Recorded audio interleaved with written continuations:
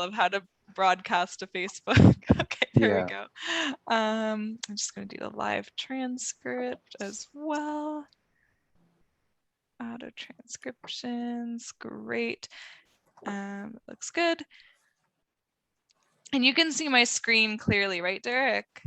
Oh yeah, it looks gorgeous. Okay, perfect. So Yeah, it I looks am going perfect. to, I think that's everything. The transcription, recording, yes, okay. I'm going to start the webinar.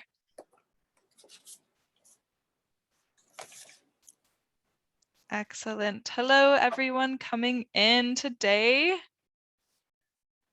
Welcome. Welcome. I am just going to be, oh, nope, we're not going to show that. I did that once before. I will not do it again. So I'll just put it on Facebook so that our Facebook folks who are looking for some mindfulness can come across this. And then we will be ready to get started. Awesome.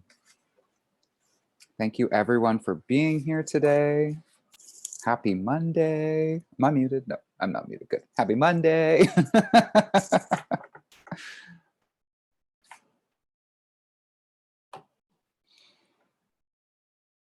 Truly, and feel free to interact as well in the chat if you would like. As we always say, just make sure that your setting is set to all panelists and attendees if you want everyone to be able to see what you are writing there.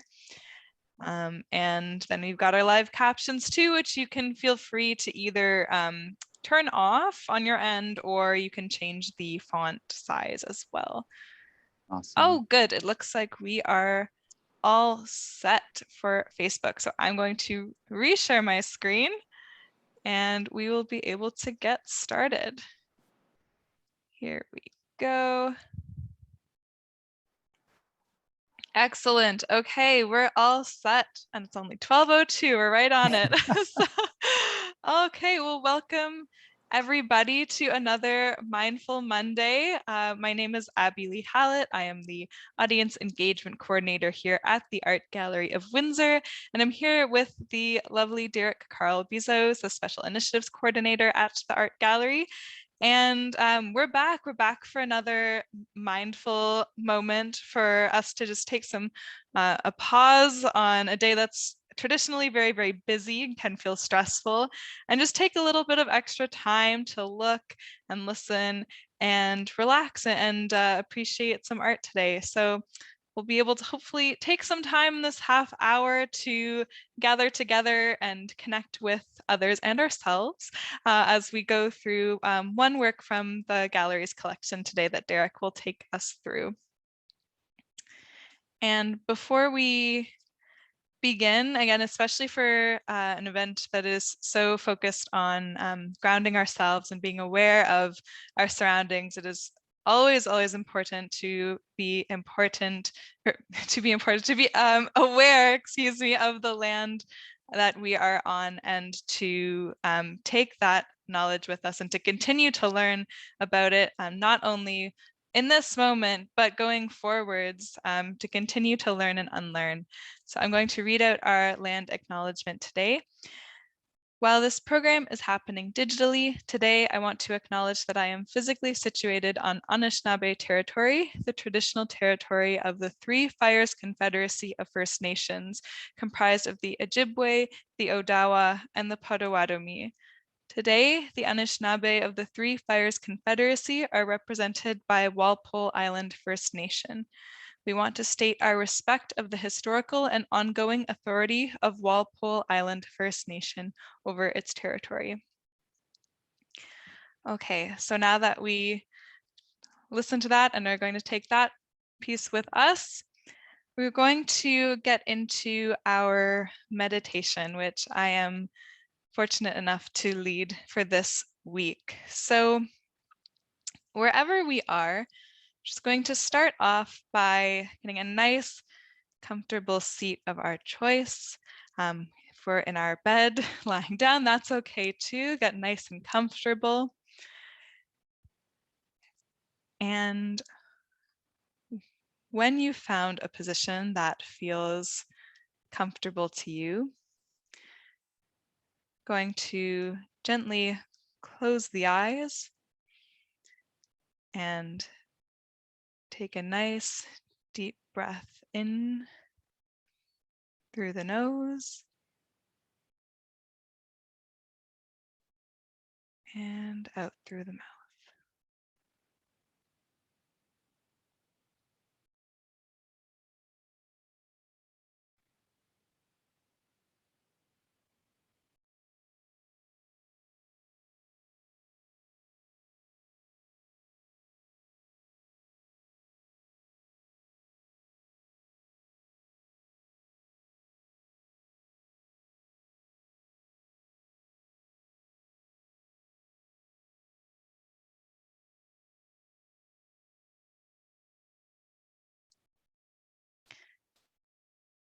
As we continue to breathe in and out, just really ground ourselves in our bodies today. To feel as we breathe out, our stomachs release all of the air, all of the tension. And when we inhale, our stomachs fill up like a balloon, filled with air, filled with everything that we want to take in today.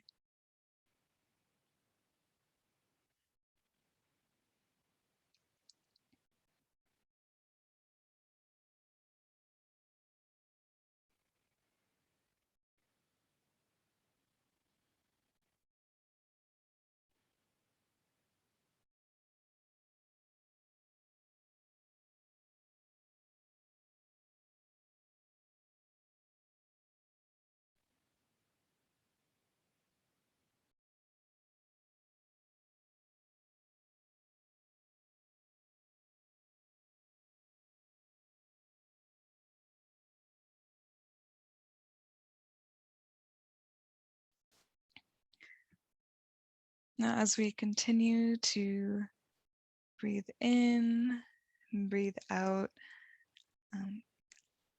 I'd like us to, in our mind's eye, direct our attention to our hands.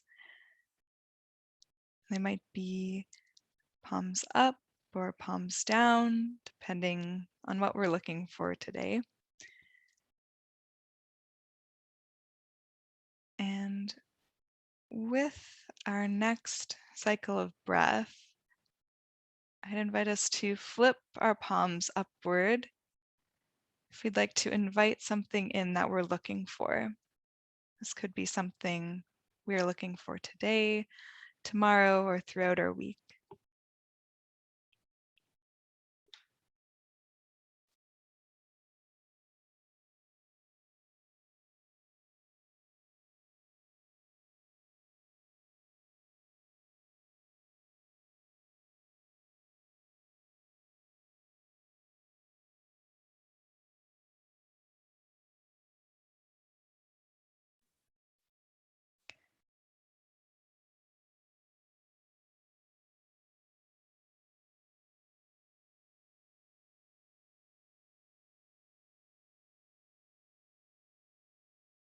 As we continue to breathe in and out and ask for what we need, just want to hold space to give that permission to yourself. It is completely valid to ask for what you need.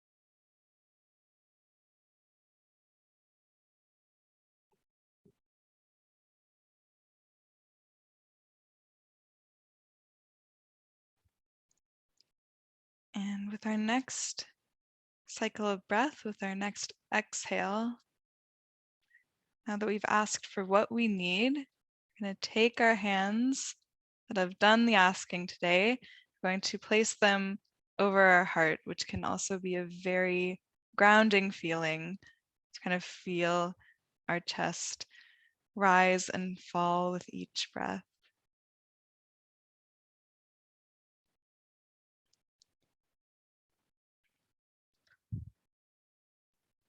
As we continue to breathe and feel our shoulders fall and feel our bodies sink into our seats,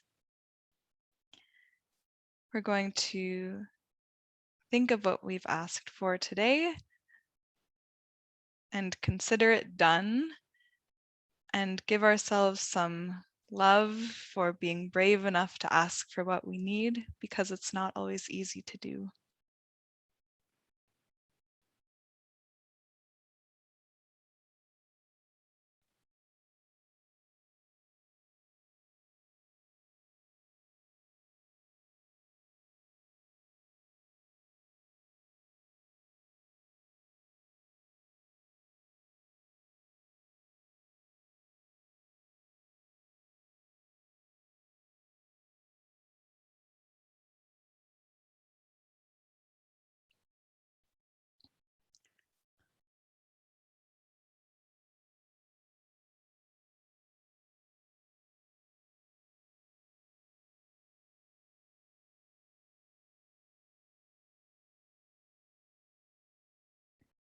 And with our last series of breaths, you can choose to either keep your hands over the chest or put them back to where they were before. Let's focus on all who are with us in our shared digital space and beyond. And with each exhale, let us give out hope for everyone that they will receive what they have bravely asked for today and more.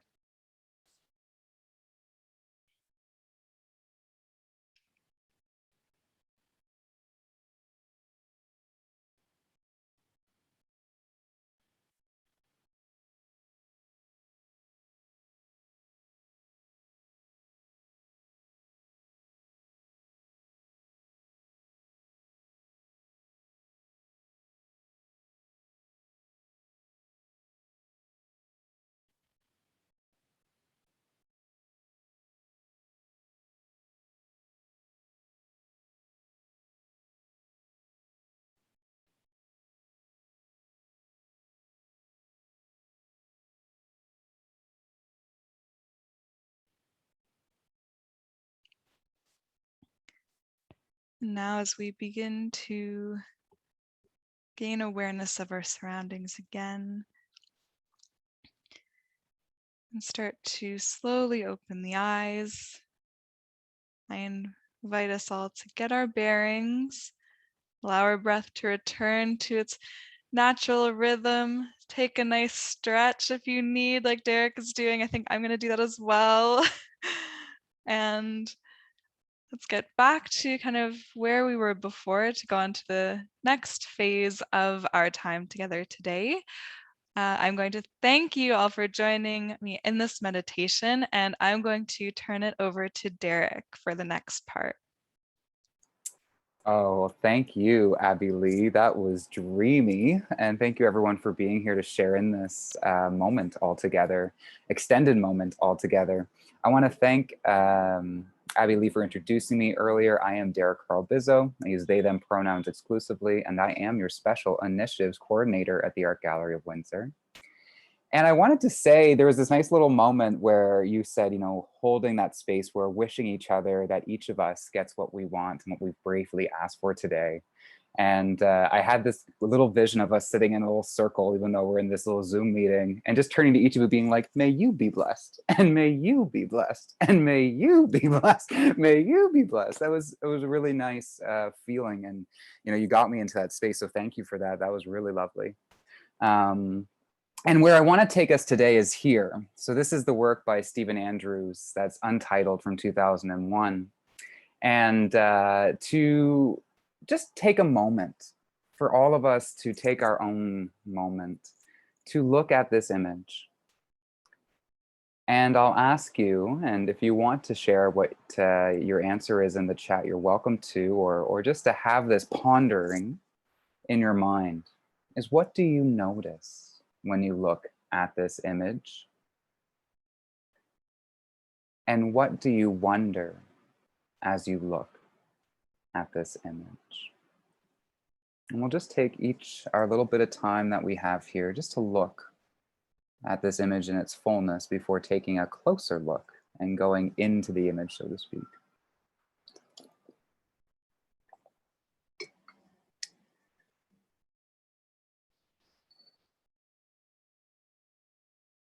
And Abby Lee, would you go to the next slide and take us into the image, so to speak?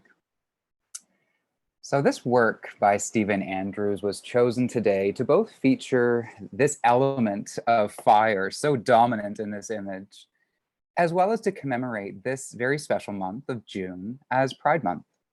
This month celebrates the 2S LGBTQIA community, and we commemorate that the origin of this celebration is a commemoration of riots that were held by members of the queer and trans community against the police raid that took place at the Stonewall Inn in New York City on June 28th of 1969. And we recognize that there were decades, centuries, thousands of millennia preceding this, where there was lots of queer and trans people known by different names. And then in the decades since then, of resistance, activism, and world building that has brought us to this present day. Would you go to the next image and take us a little further up the flame? And so we celebrate and we honor the origin of this commemoration by recognizing the ongoing history of struggle for our liberation from oppression and the hard fought for rights and protections gained so far, that we need to continue to safeguard these and make advances on them. And I also wish that we take an anti-racist and intersectional approach in our efforts towards transformative change and a better world for everyone. And in a way, borrowing from the statue that you'll find here in Windsor that's commemorating Windsor as an entry point into Canada from the Underground Railroad through the United States. There's a memorial there that's representing the freedom from slavery people sought. And there's a title or a phrase there to keep the flame alive. And I think that's something so important for this struggle for liberation for all people, from all oppression. And so we must keep this flame alive and continue to burn until all are free and all are liberated. And would you take us to the final slide of looking closely as the flame travels up the image? Now, fire is one of the 4 classical elements, and it's representative of creation and destruction, transformation. Fire often also represents passion, creativity, and motivation. Fire is a very lively element, and it can provoke new ideas. One of my favorite things to do is to sit around a fire, to allow myself to go into a trance and just kind of bear witness to what is provoked by the flames, by the burning embers, by the ashes as the fire begins to die down. And I was thinking about this phrase that some of my teachers have taught me as I was practicing yoga and mindfulness of emotion can be broken down to describe energy in motion.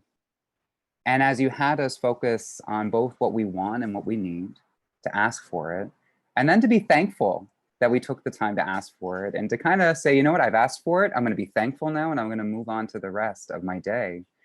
How that's a really powerful act of directing your mind and your emotions in a certain direction. And, you know, what your mind, what's the other phrase? There's a couple catchphrases that came to mind as we were practicing, but it's what your mind focuses on, you know, is where energy is directed. And so as we did that, where we're putting our thoughts to what we hope to manifest, right? So there's just a power that I wanted to identify in thinking about using our mind, our inner light, the power of fire as an element, and in so many metaphors to describe, right? Spirit, consciousness, awareness as a candle flame, a small fire, and how there's something we need to do regularly to keep that fire alive, right? We have to kindle the fire, we have to add to the fire, have to stoke the fire. And so having this active relationship, right, with mindful practices, with our inner worlds and our inner light, our inner fire, is so important. So I wanted to just kind of recognize some things that came up as you were leading us through that really lovely meditation as I was reflecting on what I wanted to share with everyone today. Now, if you take us to the next slide, Abby Lee, we're going to return to the full image.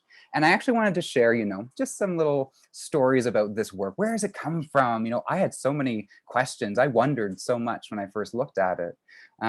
Because when I first looked at it, my impression was that perhaps this was trying to express what it was like as a queer person, as a gay man who was living through the AIDS crisis during the 80s and 90s.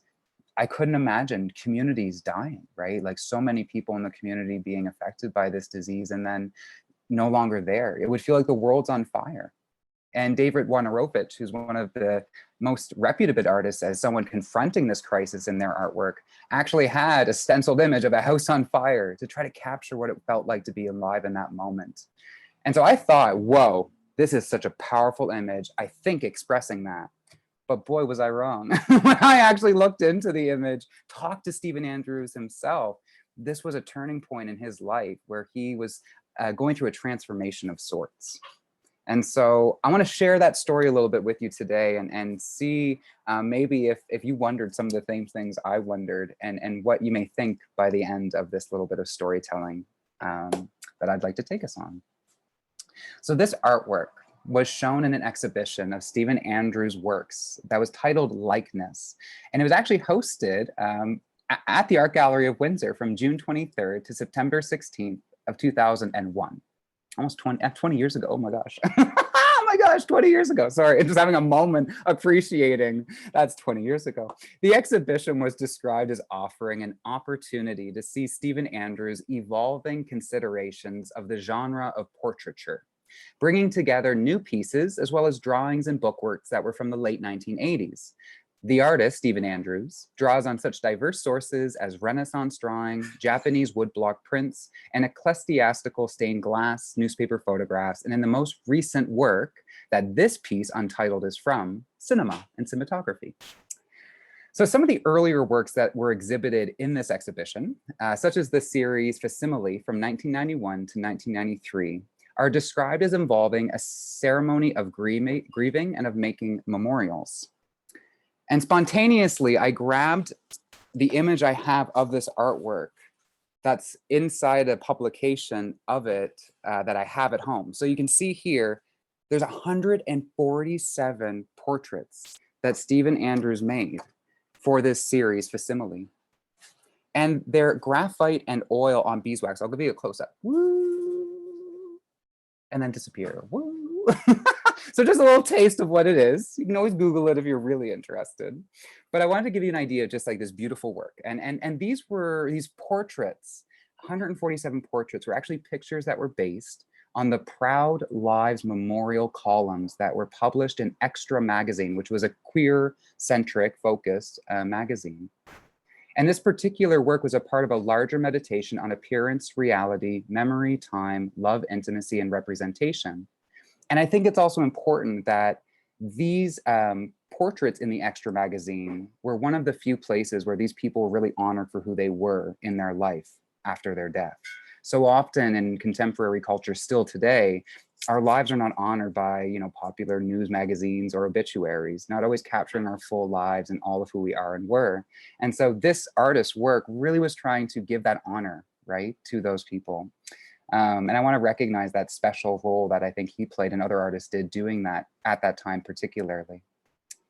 Now, in the most recent works, such as this one here, Untitled, the artwork is mimicking cinematography because it placed images in a sequential film-like format, sort of like storyboarding. And guess what? I got another picture to show you. So this is the example. So they were exhibited like this. So you almost are looking at a process, kind of behind the scenes. If you get up close, you can see, I think it's on this panel here. Yeah, so really close. I hope the zoom camera captures that. Do you see the flame? So we're seeing the image we see as a shared image as a single frame. Quite large though. But it was a part of this massive wall of images to give us the sense of the progression as if we were watching a movie or a film of sorts. And so this was the artist playing with sort of a new technique of mimicking another process. And this one was film. And so this series of artworks, the Untitled series that this one image is a part of, it's described as a celebration of a turning tide. So due to a medical intervention of a cocktail of drugs to counteract the HIV virus, Stephen Andrews, who was affected by it, was able to recover from the surmounting complications that almost killed him.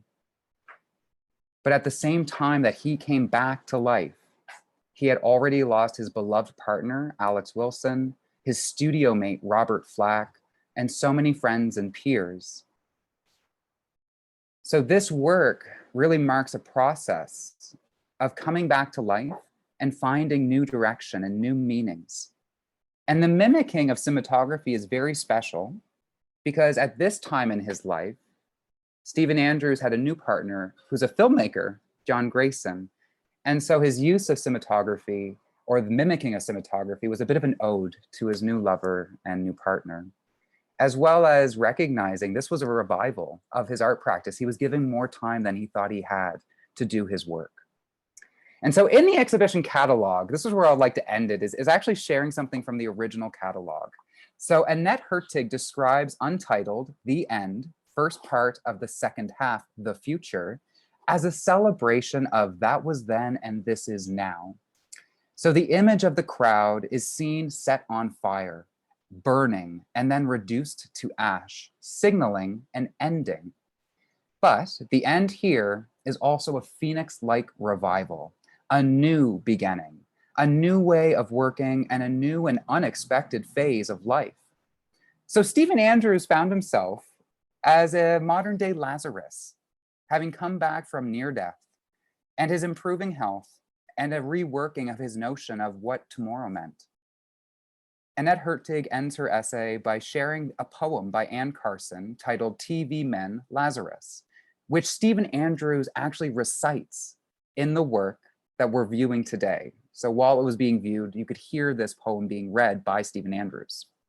And so in closing my time with you all today, I would like to return to this poem and share a selection of it as you would have experienced 20 years ago, actually seeing the exhibition. And so this is from TV Men Lazarus by Anne Carson. Lazarus, take two. Pour drop, as a bit of salt falls back down the funnel. Or maybe my pity is misplaced. Some people think Lazarus lucky, like Samuel Beckett, who calls him Happy Larry, or Rilke, who speaks of the moment in a game when the pure too little flips over into the empty too much. Well, I'm now explaining why my documentary focuses entirely on this moment, the flip over moment. Before and after don't interest me. You won't see any clips from home videos of Lazarus in short pants racing his sisters up a hill. No footage of Mary and Martha side by side on the sofa discussing how they manage at home with a dead one sitting down to dinner. No panel of experts debating who was really the victim here. One sequence begins and ends with the moment of complete innocence and sport, when Lazarus licks the first drop of afterlife off the nipple of his own old death. I put tiny microphones all over the ground to pick up the magic of the vermin in his 10 fingers, and I stand back to wait for the miracle. And I want us all to sit back, to take another couple breaths. I see we're close to 12:30, closer than I expected. So taking a moment to return to our breaths and to think about the miracle that we're experiencing, this gift of life. And I'm hoping that perhaps by learning about Stephen Andrews' own experience with coming so close to death, that we don't need to go through that ourselves to realize we are given a gift called the present. It's our life. And I want to recognize it's not always easy, and sometimes it's much more difficult than it needs to be, and other people are making it that much more difficult, and that's not fair and that's not right. We got to stop that. That's why we keep that flame alive, that struggle for liberation for all. But that when we wake up each day, when we take our first breath, our second, third, fourth breath. As we're breathing and looking around, hearing and feeling, maybe the sun greets our face, or like this morning, a storm brews so early, and we say, wow, I'm alive again. and I have so much that I want, so much I need, and I'm not alone. There's so many of us. And how much easier we can make it when we join together, when we tend to each other's fires as well as our own. And we can all bask in that warmth where each of us has what we need, we have what we want, and we have each other. And so I'd like to welcome us to take a tall seat, maybe open our hands onto our lap or onto the table if we're seated at a table, and be open to receive, to say thank you, and then feel thanks wash over us.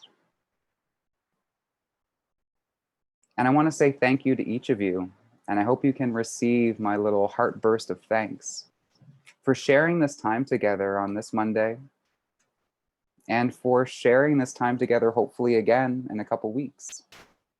It's been really wonderful getting to share these Mindful Mondays, and I hope we get to do this for a whole long time, because it's definitely improved the quality of my life at least every Monday at noon. And with there, I think I'll say thank you, Abby Lee, and pass it on so we don't go too far past the half hour. Yes, well, thank you everyone for joining us today. And oh my goodness, I feel like both relaxed and also just so inspired by Derek's taking us through that work today. Oh my goodness, I'm going to take some time and process what we've learned today.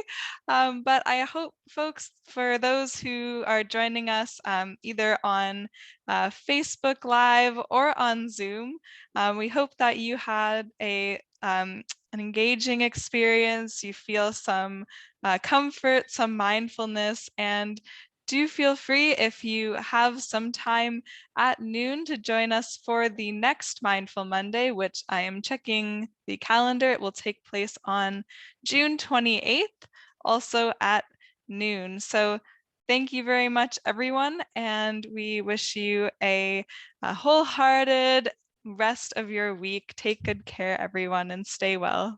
Thanks, Abby Lee. Bye, everyone. Happy Pride. Happy Pride.